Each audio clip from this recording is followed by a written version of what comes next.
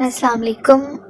आज हमारा टॉपिक है मैल प्रेजेंटेशन और उसमें जो इम्पोर्टेंट है वो है ब्रीच प्रेजेंटेशन। तो मैल प्रेजेंटेशन की डेफिनेशन ये है कि it is a presentation that is not cephalic. अब उसके अलावा जो भी होगी प्रेजेंटेशन उसको हम कहेंगे मैल प्रेजेंटेशन। और जो ब्रीच है उसमें बहुत ज़्यादा कॉमन मैल प्रेजेंटेशन है। ये 3 टाइप्स की होती है, आपको पिक्चर्स भी नज़र आ रही होंगी।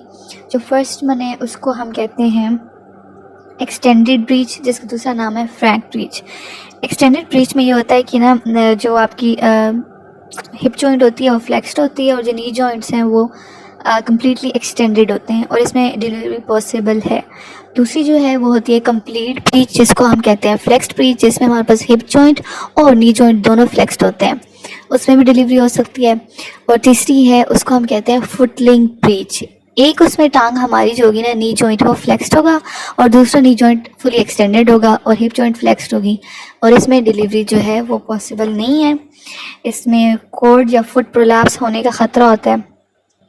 अब जो प्री डिस्पोजिंग फैक्टर्स हैं, जो कि एक बॉक्स भी आपको मैंने शो किया है वीडियो के स्टार्ट में, उसमें जो मैटरनल है जिसकी वजह से ये चीज़ हो सकती है, मतलब कि ब्रीच प्रेजेंटेशन, वो फिब्रॉइड्स हैं, जिसको हम फिब्रॉइड्स या फाइब्रॉइड्स रसोली भी कहते हैं। कंजेनिटल यूट्राइन एबनॉर्मेलिटीज़, जैसा कि बाई कॉन्वेट यूट्रस होती है, यूट्रस की टाइप्स हैं, या यूट्राइन सर्जरी, ये हमारे पास प्री डिस्पोजिंग फैक्टर्स हैं ब्रीच प्रेजेंटेशन के मैटरनल।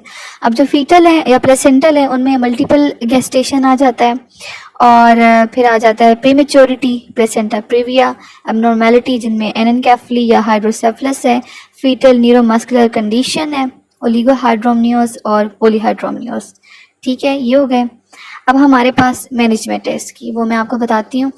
उसमें हम लोग करेंगे, मैनेजमेंट में ये चीज़ है कि अगर ये सस्पेक्ट होती है ना, ठीक है, 36 वीक्स पे ब्रीच प्रेजेंटेशन, तो ये अल्ट्रासाउंड स्कैन हम कर सकते हैं और फीटल बायोमेट्री, एमनियोटिक फ्लूइड का वॉल्यूम, प्लेसेंटल साइट या पोजीशन ऑफ फीटल लेग्स, ये हमारी उसमें आ जाएंगे। इंस्पेक्ट करेंगे, चेक करेंगे और उसके अलावा हम स्कैन करेंगे, देखेंगे कोई एनोमलीज वगैरह तो नहीं है।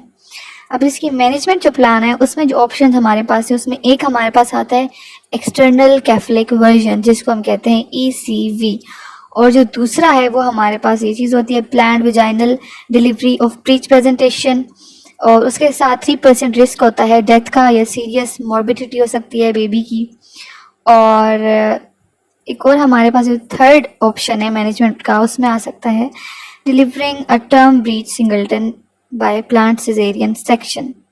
हमारे पास एक प्लांट सिजेरियन सेक्शन होता है और एक होता है इलेक्टिव सिजेरियन सेक्शन। हम यहाँ पे क्या करेंगे, सी सेक्शन करेंगे।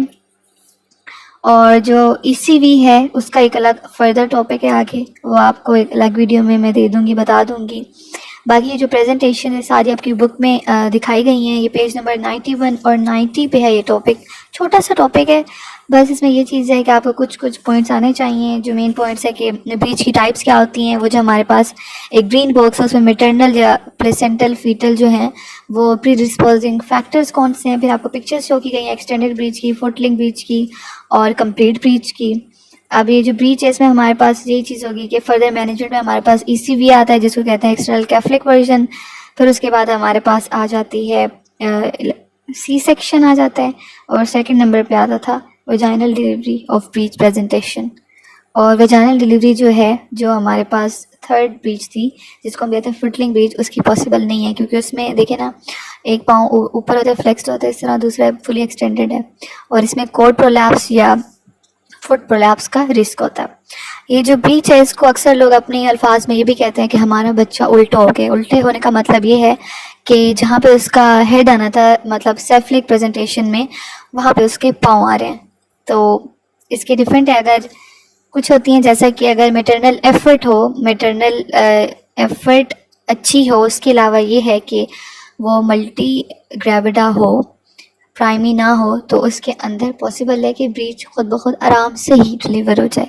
वरना हमें क्या करना पड़ता है, C सेक्शन भी कर सकते हैं, ECV भी कर सकते हैं। अक्सर ECVs में ये होता है कि दोबारा से बच्चा फिर से वही मतलब उल्टा ही हो जाता है। कुछ सक्सेसफुल होती हैं, कुछ नहीं होती हैं। कुछ ऐसा होता है कि जब 36 सस्पेक्ट होता है उसके बाद मल्टीज़ में या प्राइमरीज़ में भी बच्चा खुद ही सेल्फ रिप्रेजेंटेशन में आ जाता है।